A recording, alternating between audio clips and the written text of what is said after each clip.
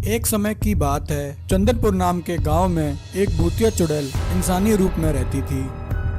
दिन के वक्त में वह चुड़ैल इंसानी रूप धारण कर गांव में अपने शिकार का मुआयना करती थी और रात होते ही वह चुड़ैल अपने चुड़ैल रूप में आकर गांव वालों को उठाकर ले जाती थी और अपनी भूमिगत गुफा में उन्हें मारकर खा जाती थी। धीरे धीरे वह चुड़ैल बूढ़ी हो रही थी और उसकी शक्तियां भी खत्म हो रही थी। उसे शिकार पकड़ने में भी बहुत कठिनाई होती है। यह सभी सोचकर वह चुड़ैल बहुत दुखी होती है। यह सोचकर वह चुड़ैल अपनी खोई हुई शक्तियां वापस पाने के लिए रावण का हवन करती है। कई सालों तक हवन करने के पश्चात प्रसन्न होकर रावण हवन कुंड से प्रकट होता है। बताओ ऐ चुड़ैल, तूने किस लिए मेरा आह्वान किया? चुड़ैल कहती है, हे राक्षस राज रावण, मेरी सारी शक्तियाँ दिन ब दिन समाप्त होती जा रही हैं, जिसकी वजह से मैं कमजोर हो रही हूँ और मुझे शिकार नहीं मिल पा रहा है। अगर ऐसा ही चलता रहा तो मैं भूखी मर जाऊंगी। हे राक्षस राज रावण, मुझे इस बार ऐसी शक्तियाँ प्रदान करो जिन शक्तियों के आगे कोई भी मेरा सामना न कर पाए। रावण कहता है, ए चुड़ैल, तुमने कठोर तपस्या करके मुझे प्रसन्न किया है। चाहो मैं तुम्हें 10 सिर का वरदान देता हूँ। इन 10 सिरों की तरह तुम्हारी शक्तियाँ भी 10 गुना बढ़ जाएंगी और फिर तुम्हें शिकार करने में भी कोई परेशानी नहीं होगी।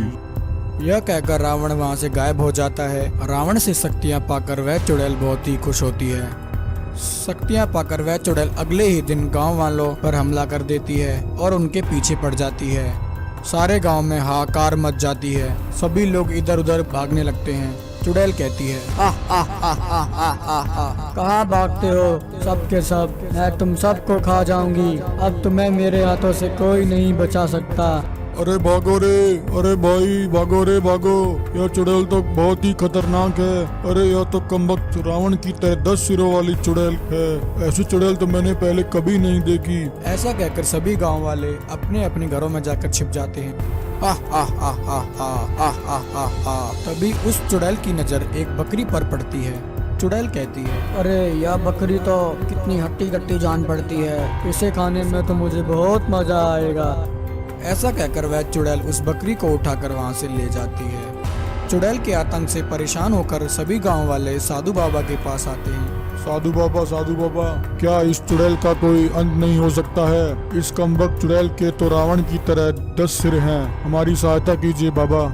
साधु बाबा कहते हैं, गाँव वालों, यह चुड़ैल रावण से शक्तियाँ प्राप्त कर बहुत ही शक्तिशाली हो गई है। अब इस चुड़ैल से हमें सिर्फ पवन पुत्र हनुमान जी ही बचा सकते हैं। चलो हम सब चलकर उनकी प्रार्थना करते हैं। ऐसा कहकर सभी लोग हनुमान जी की मूर्ति के पास इकट्ठे हो जाते हैं और उनसे प्रार्थना करने लगते हैं। हे पवन पुत्र संकट मोचन हनुमान जी, इस सृष्टि में आपसे बलशाली कोई भी नहीं है। आप ही हमें इस संकट से निकाल सकते हैं। हे संकट मोचन हनुमान जी, हमारी सहायता कीजिए। गांव वालों की प्रार्थना सुनकर उस मूर्ति में से हनुमान जी निकल कर आते हैं। हनुमान जी गांव वालों से कहते हैं, गाँव वालों, चिंता मत करो, मेरे होते हुए वह चुड़ैल तुम्हारा कुछ नहीं बिगाड़ सकती है। मुझे तुम उस चुड़ैल के पास ले चलो, मैं अभी उसे उसके पापों का दंड दूंगा। ऐसा कहकर सभी गांव वाले हनुमान जी के साथ उस चुड़ैल के पास आ जाते हैं। हनुमान जी को देखकर वह चुड़ैल गुस्से से पागल हो उठती है और उनको मारने के लिए उनकी तरफ दौड़ती है। तभी हनुमान जी अपनी गदा से उस चुड़ैल पर प्रहार करते हैं।